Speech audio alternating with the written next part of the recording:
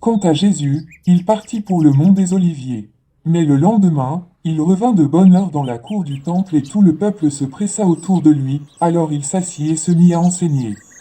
Tout à coup, les spécialistes de la loi et les pharisiens traînèrent devant lui une femme qui avait été prise en flagrant délit d'adultère. Ils la firent avancer dans la foule et la placèrent, bien en vue, devant Jésus. Maître, lui dirent-ils, cette femme a commis un adultère, elle a été prise sur le fait. Or, dans la loi, Moïse nous a ordonné de lapider les femmes de ce genre. Toi, quel est ton jugement sur ce cas? En lui posant cette question, il voulait lui tendre un piège, dans l'espoir de trouver quelque prétexte pour l'accuser, mais Jésus se baissa et se mit à écrire du doigt sur le sol. Eux, ils insistaient, répétant leurs questions. Alors il se releva et leur dit, que celui d'entre vous qui n'a jamais péché lui jette la première pierre. Puis il se baissa de nouveau et se remit à écrire sur le sol. Après avoir entendu ces paroles, ils s'esquivèrent l'un après l'autre, à commencer par les plus âgés, laissant finalement Jésus seul avec la femme, qui était restée au milieu de la cour du temple. Alors Jésus leva la tête et lui dit, « Eh bien, où sont donc passés tes accusateurs? Personne ne t'a condamné. Personne, Seigneur, lui répondit-il. Alors Jésus reprit, « Je ne te condamne pas non plus. Va, mais désormais, ne pêche plus. » Jésus parla de nouveau en public. Moi, je suis la lumière du monde, dit-il. Celui qui me suit ne marchera pas dans les ténèbres, il aura la lumière de la vie. Là-dessus, les pharisiens lui répondirent, tu te rends témoignage à toi-même, ton témoignage n'est pas vrai. Jésus leur répondit, oui, je me rends témoignage à moi-même, mais mon témoignage est vrai, car je sais d'où je suis venu et où je vais. Quant à vous, vous ne savez pas d'où je viens ni où je vais. Vous jugez selon des critères purement humains, moi, je ne juge personne. Et à supposer que je porte un jugement, ce jugement est vrai, car je ne suis pas seul pour juger, mais avec moi, il y a aussi le Père qui m'a envoyé. Le témoignage commun de deux personnes n'est-il pas vrai?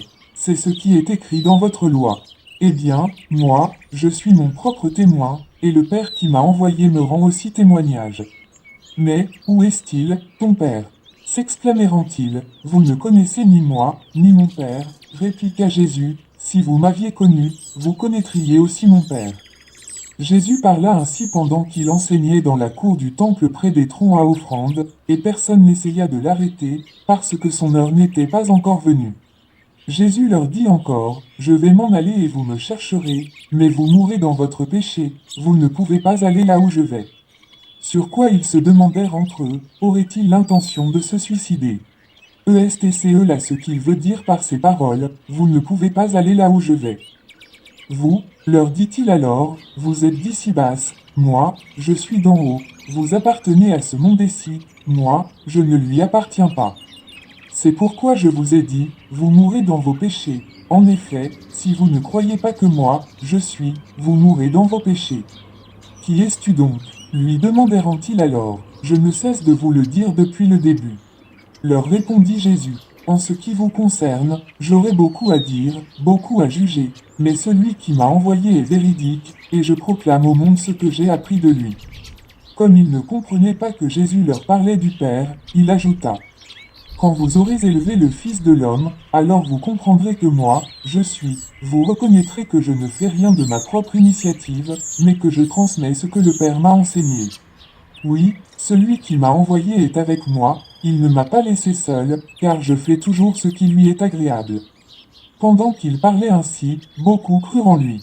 Alors Jésus dit aux Juifs qui avaient mis leur foi en lui, si vous vous attachez à la parole que je vous ai annoncée, vous êtes vraiment mes disciples. Vous connaîtrez la vérité, et la vérité fera de vous des hommes libres.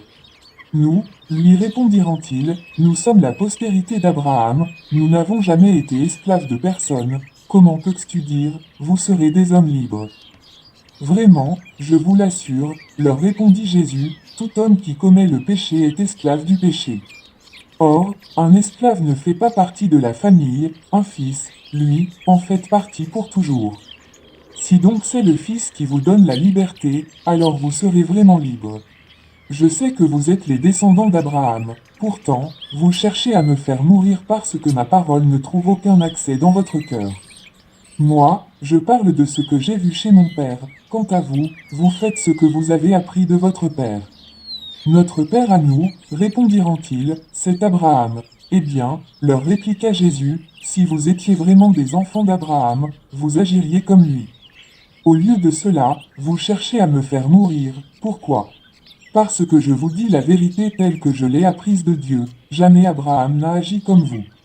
Vous agissez exactement comme votre père à vous, mais, répondirent-ils, nous ne sommes pas des enfants illégitimes. Nous n'avons qu'un seul père, Dieu. Si vraiment Dieu était votre père, leur dit Jésus, vous m'aimeriez, car c'est de Dieu que je proviens, c'est de Dieu que je suis venu. Je ne suis pas venu de ma propre initiative, c'est lui qui m'a envoyé. Pourquoi ne comprenez-vous pas ce que je vous dis? Parce que vous êtes incapable de recevoir mes paroles. Votre père, c'est le diable, et vous voulez vous conformer à ses désirs. Depuis le commencement, c'est un meurtrier. Il ne se tient pas dans la vérité, parce qu'il n'y a pas de vérité en lui. Lorsqu'il ment, il parle de son propre fond, puisqu'il est menteur, lui le père du mensonge. Mais moi, je dis la vérité. C'est précisément pour cela que vous ne me croyez pas. Qui d'entre vous peut produire la preuve que j'ai commis une seule faute? Si je dis vrai, pourquoi ne me croyez-vous pas? Celui qui appartient à Dieu écoute les paroles de Dieu. Si vous ne les écoutez pas, c'est parce que vous ne lui appartenez pas. Ils répliquèrent, nous avions bien raison de le dire, tu n'es qu'un Samaritain, tu as un démon en toi. Non, répondit Jésus, je n'ai pas de démon en moi, au contraire, j'honore mon Père, mais vous, vous me méprisez. Non, je ne recherche pas la gloire pour moi-même, c'est un autre qui s'en préoccupe et il me rendra justice. Vraiment, je vous l'assure, celui qui observe mon enseignement ne verra jamais la mort. Sur quoi les Juifs reprirent, cette fois, nous sommes sûrs que tu as un démon en toi. Abraham est mort, les prophètes aussi, et toi tu viens nous dire, celui qui observe mon enseignement ne mourra jamais. Serais-tu plus grand que notre père Abraham, qui est mort, ou que les prophètes, qui sont tous morts? Pour qui te prends-tu donc? Jésus répondit, si je m'attribuais moi-même ma gloire, cela n'aurait aucune valeur. Celui qui me glorifie, c'est mon Père, c'est lui-là même que vous appelez votre Dieu. En fait, vous ne le connaissez pas, alors que moi, je le connais. Si je disais ne pas le connaître, je serais menteur, comme vous, mais le fait est que je le connais et que j'obéis à sa parole. Abraham votre père a exulté de joie à la pensée de voir mon jour, il l'a vu et en a été transporté de joie.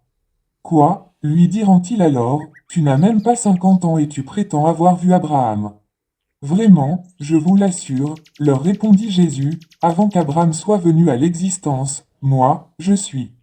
À ces mots, ils se mirent à ramasser des pierres pour les lui jeter, mais Jésus disparut dans la foule et sortit de l'enceinte du temple.